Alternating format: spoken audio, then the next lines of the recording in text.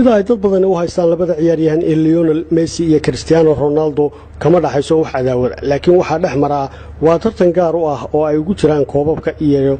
abaalmarinada caalamiga ah 12-jirkiisii waxa Lionel Messi haleelay xanuunka waxyeelaya hormoonada koritaanka jidhka aadamaha xilligaas oo naadiga River Plate ee dalka Argentina ka dhisanayo ay la dhacsanaayeen oo doonayeen inay juniornimo u qaataan waxa daaweyntiisa u taagwaayay labadiisii waalid xilligaana waxay ahayd markii gudoomiyihii kooxda Barcelona Carlos Check oo ka helay xirfadda ciyaareed ee soo jiidashada leh ee ku jirtay ciyaaryahanka yar waxaana uu waalidkii u bandhigay inuu heshiis la galo Lionel Messi kaasoo qiimihiisu yahay daaweynta uu baahan yahay sidaana waxa qoyskoodii ugu soo hayaamay dhanka qaaradda Yurub isagoo Messi bilaabay inuu u ciyaaro kooxda carruurta ee naadiga Barcelona waxyaabaha la yaabay caadada waxa ka mid ahayd inuu malqacad balastika dul saaro afkiisa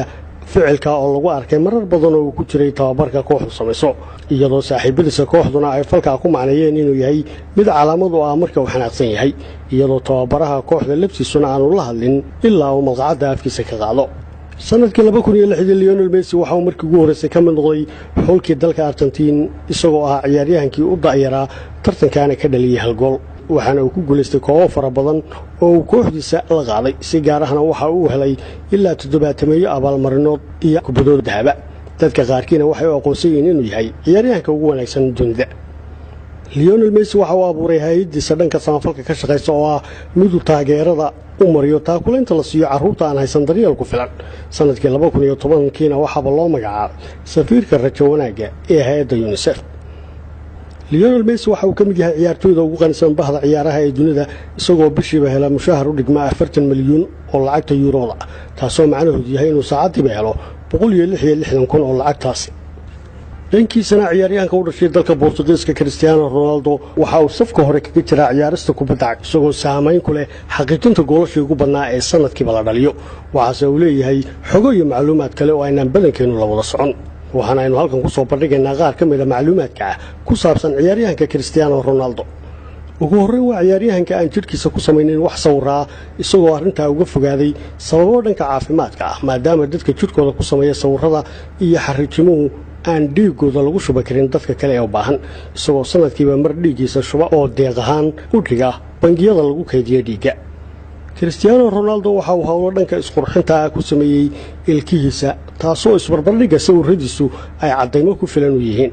ciyaaryahanku waxa uu la macaamilaa hay'adaha madaxa bannaan si uu kaalmooyin bani'aadanimo u gaarsiiyo dadka saboolka ah ee u baahan waxaana uu saaxiib dhow leeyahay dadweynaha dunida carabta isagoo kabihiisa dahabka ahna ugu deeqay hay'adda samafalka ee Real Madrid taasoo kaga qayb qaadatay dhismaha iskuulaad fara badan oo laga dhisay dhulka Falastiiniinta waxaana jirtay inuu ka soo muuqday sawirkiisu isagoo la fadhiya inay yar oo qaxooti Suuriyaana ciyaaryahankan oo ah ganacsade weyn ayaa hanti gaaraysa 70 milyan oo euro ku maalgashaday mashaariic laga dhisay 4 hodheelo caalami ah saamiyana waxa uu ku leeyahay shirkadaha Armani iyo Samsung taasina waxay u suuragelisay inuu ka mid noqdo ciyaartooyda ugu dakhliga badan sanadkii iyadoo hantidiisu gaarayso ilaa 230 milyan oo lacagta euro waxaana daqiiqadiiba soo gashay ilaa 40 euro isagoo heshiiskii u dambeeyay ee labada sanaha ee uu la galay kooxda Real Madrid oo ku eg ilaa 2020kana uu ku kacayo adduun gaaraya 21 milyan oo isla lacagtaas ah 15-jirkiisa Cristiano Ronaldo waxa uu la kulmay qalliin dhanka wadnaha kadib markii uu xanuun ka haleelay qalliinkaasina waxa uu ahaa mid si wacan loogu guuleystay mana jiro wax saameyn xun ah oo qalliinkaas jirkiisa iyo awoodiisa ku yeeshay waxa ay u sii kordhisay orodkii iyo dheerayntii uu dhashay